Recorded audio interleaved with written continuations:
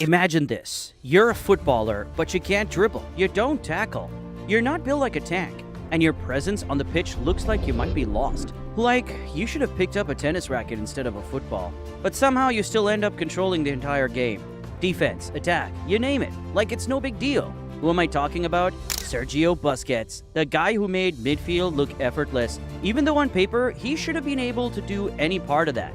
This is the story of a guy who played like he was barely breaking a sweat, while outsmarting everyone on the pitch. No flashy skills, no wild tackles, just pure genius. You're probably thinking, who is this guy? Why should I care? Well, once you see how Sergio Busquets played, you'll realize he's not just one of the best holding midfielders in history. He's a genius at the game, and trust me, there's a lot you can learn from him. Now, Busquets wasn't your typical football prodigy. He wasn't out there doing crazy dribbles or pulling off insane skills for the cameras. He wasn't even that guy who'd muscle his way through tackles. Honestly, when he first started, he looked like a tall, skinny kid who accidentally ended up on the pitch. And to make it even crazier, his dad, Carlos Busquets, was a former goalkeeper who once claimed to have burned his hand trying to save a falling iron from hitting little Sergio's head. So Sergio kicks off his career in the third division with Barcelona's B team, playing in the Spanish football equivalent of no man's land. Seriously, people were like, why is this guy even here?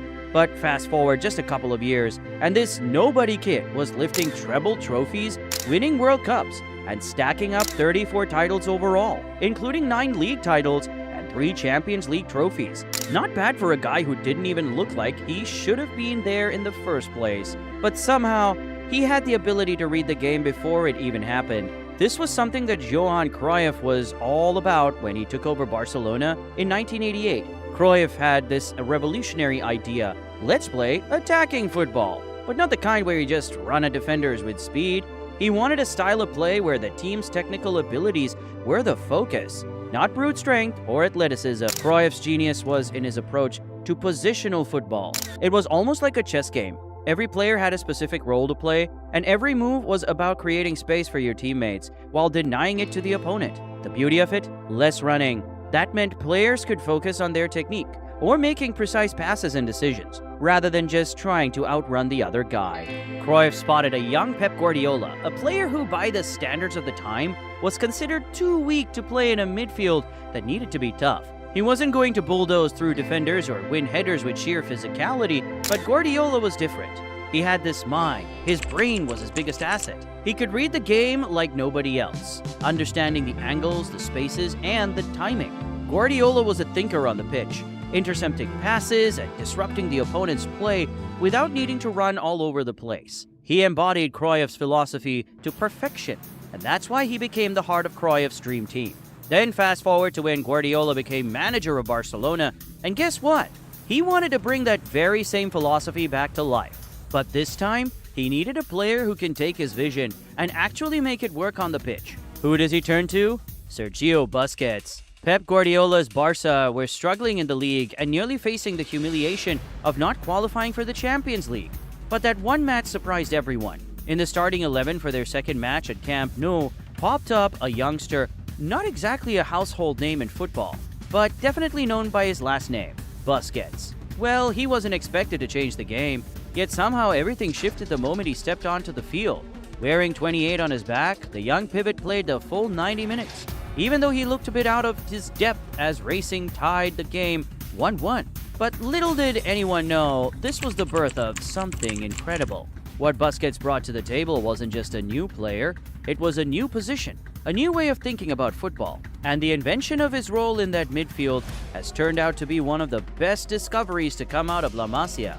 Just like Guardiola, Busquets wasn't the guy who was going to be out-muscling everyone or making explosive runs. He was tall, lanky, not exactly the physical powerhouse, but he had technical brilliance and an insane understanding of the game. He was the perfect player to carry forward Cruyff's dream. After Busquets made his debut, even Cruyff himself commented on how mature Busquets' positional play was. But it wasn't just his ability to read the game that made him stand out. Busquets was always in the right place at the right time, intercepting passes, breaking up attacks, and calmly distributing the ball. He didn't need to get in your face or show off his skills. He just let the game come to him.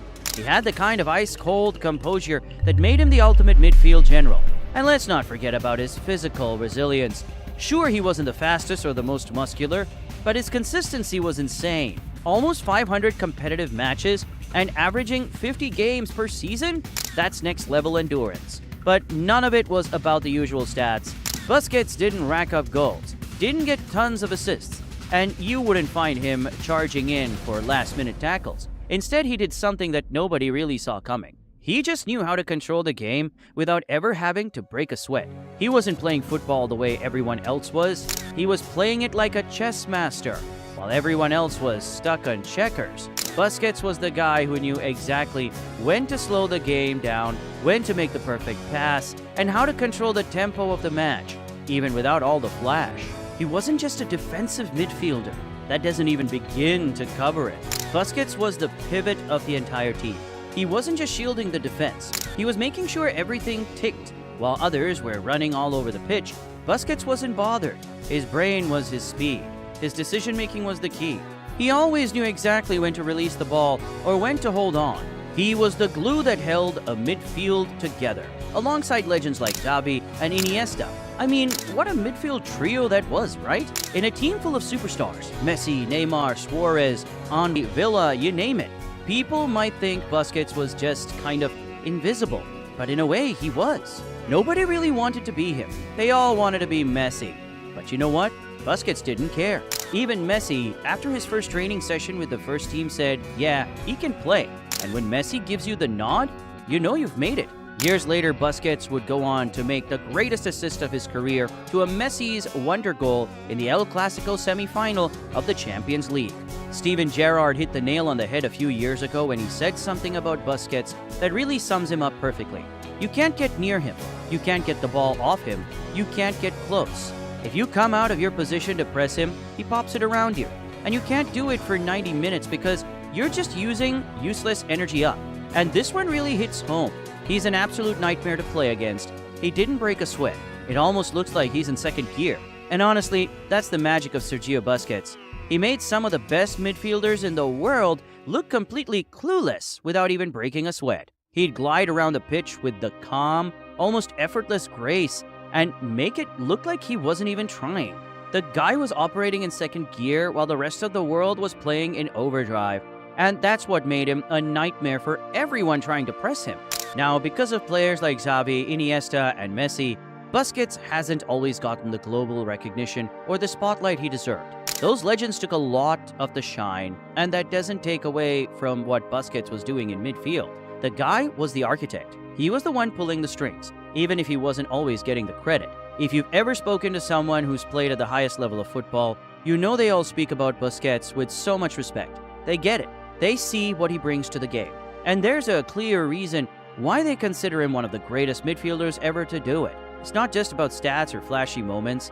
It's about the way he made the game look simple and easy, while controlling it better than anyone else. He was always ahead of the game, always in the right place at the right time. That's the mark of a true generational talent. So is Sergio Busquets the most underrated player of the last decade?